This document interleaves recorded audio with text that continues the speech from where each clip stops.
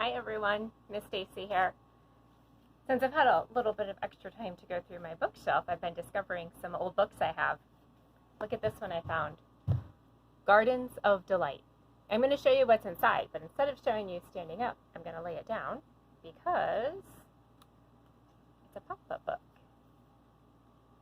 Isn't that really cool? And then what this one has is poems inside it. So this poem says, "Give me sunlight cupped in a paintbrush and smear the red of peonies, splashed blue upon it, the hard blue of Canterbury bells." So this poem talks all about the different colors of flowers and how it's like there was a paintbrush painting the different colors. Here's another one. This one has a statue in it.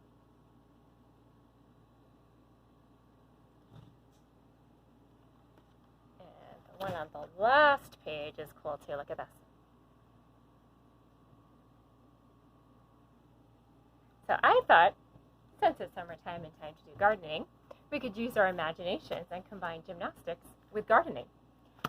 Now, if it is a good day to go outside and do some gymnastics, you could try this outside with some flowers you're allowed to pick, like some dandelions or some Johnny Jump Ups. Or inside, we can use our imaginations, and you might have some pretend flowers around your house you could use, or you might need to make some flowers to use. So let me show you how to do that. I have 6 pieces of paper here, and I'm going to show you a quick way to make some flowers. So first, let's make a buttercup. The top part's going to be the flower. We're going to paint it just like the poem said. We'll use our crayon instead.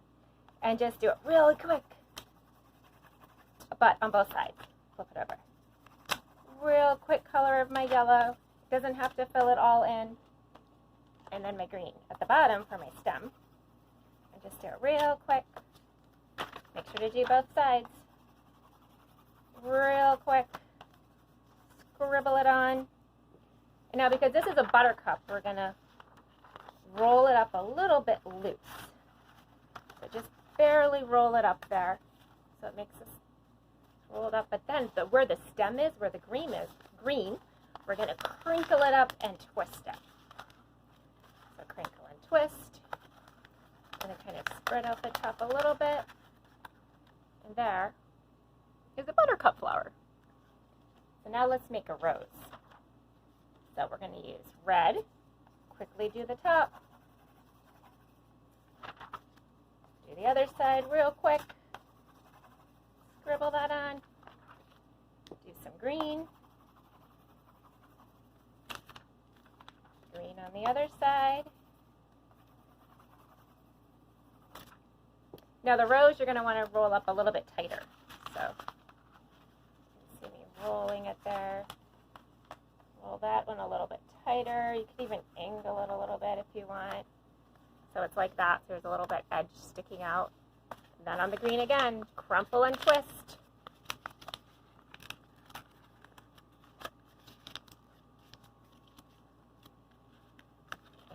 Kind of, there we go.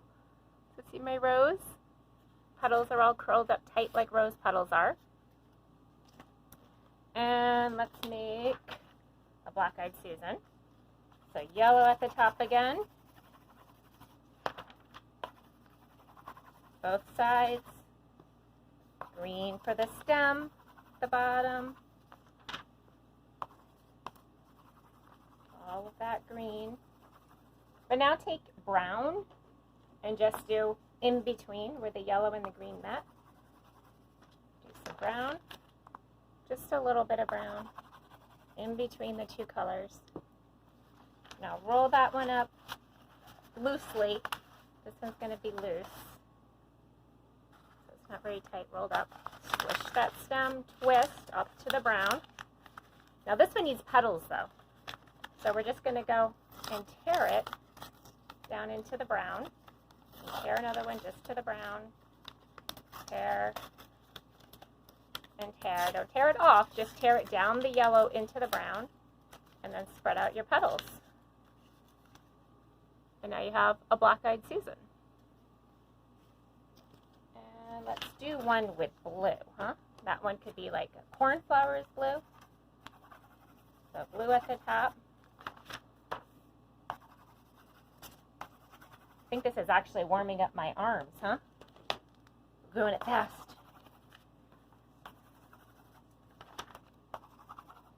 This might be a good activity to actually try with your non-dominant hand, which that means, so this one we're going to roll up loose again.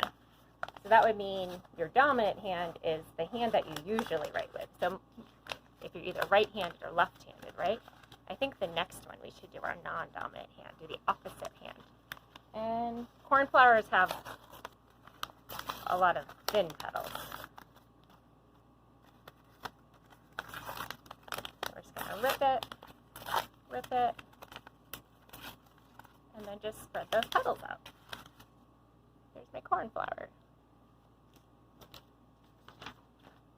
And let's do one with pink. I think this one's going to be like a, oh, I just forgot the name of the one I want to do. It's actually the plant that's behind me there. Oh, hibiscus. We're going to do a hibiscus flower. So do pink at the top. Pink. Green for our stem. Oh, I forgot. I was going to do my non-dominant hand.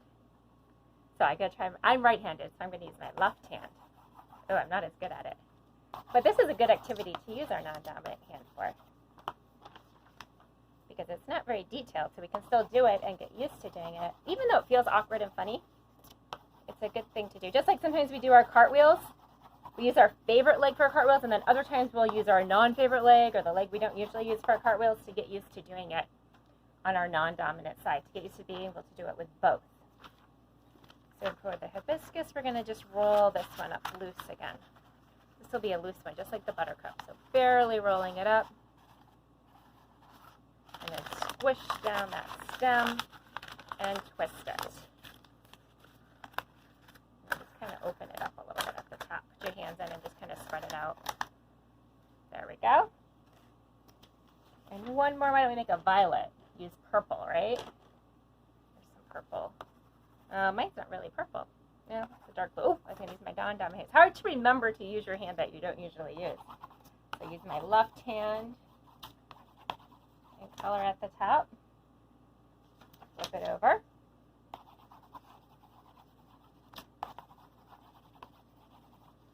And then purple. I think I'll put a little bit of yellow at the bottom just to make it kind of stand out pretty there, like it's the inside of the flower. And my green.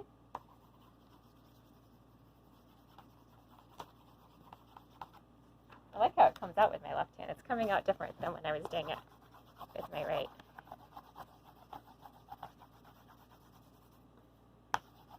And of course you could hold yours down and do yours. I was just holding mine up so you could see it. And roll this one up just kind of medium. Just roll it up. We're going to make petals again. And squish it and twist for that stem.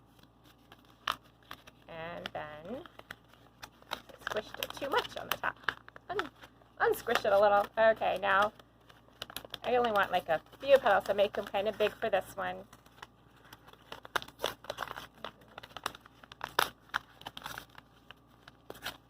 And spread those flower petals out. So now I have a whole bouquet of different flowers. So now I need to plant my garden. So let me make sure I have everything out of the way. Wide open space, no furniture around. So I'm picking up my crayons, or I used colored pencils, so whichever one you want to use. And so I'm going to use this space here to plant my garden. What you want to do is different gymnastics moves that work into being able to place your flowers. We're going to make 2 rows. So my garden's going to be here. I'm going to have 1 row on this side and 1 row on that side that I made. So you could do a thing like if you were standing up and went to touch your toes and plant a flower. So let me plant my rows that way. I'm going to stand up and touch my toes. I can't quite touch my toes yet. Still working on that. Or maybe if I put my legs apart a little bit more, I could. So you could do it with your legs together, legs apart, and plant your flower there. Now I need to do a flower in that row over there. With this one, I think I'll sit down. I can do a straddle, right? And see how far I can reach out that flower. And another one would be, you could just do your stand up, go down into your squat to plant a flower on that side. we were working on our needles, like where you do your scale, right? But you go all the way down and, oops, I was too close to that furniture. So let me fix that. So you could go all the way down though and do your needle where you go all the way down and touch the floor to put your next flower down. And I know a fun one. I could do rock and roll up to plant my flower. So rock back, rock up, and plant my flower. And you could do one by using your feet. So if you could do like your V-sit and then put it out and plant it. Or do your tuck, push your legs out to your pike and plant it with your toes. So I had it between my toes, right, holding it with my feet or my ankles, and do my tuck and to pike. Or you can be able to do your V-sit, toes all the way up in the air, then bring your legs down to plant your flower. So come up with all the different gymnastics moves you want to plant. Now I have 2 rows of flowers. Butterflies like flowers, right? Stretch out and do my butterfly. Let me stretch my wrists a little bit because I have to be a wheelbarrow next to collect all my flowers. So we're going to do like tabletop and walk that tabletop or wheel over. You're the wheelbarrow and you're going to use one hand to pick up your flower and put it on your tummy. And then you're going to go back over to your other row. Use your other hand to pick up your flower, put it in your wheelbarrow. Then go to your next flower. Collect that flower in your wheelbarrow. Then your next one. And the next one. And I've got one more left. All of them. And then let me bring them all over. Bring my wheelbarrow over. And I've got all of my flowers collected. See how your gymnastics garden turns out? Send me a picture under your portfolio in Class Dojo so I can see what flowers you were able to collect for your gymnastics garden. Look forward to making another video for you guys next week. We'll be back at the gym soon. I'm really looking forward to it. We're still working on getting everything ready and having new stuff there for you too. Bye!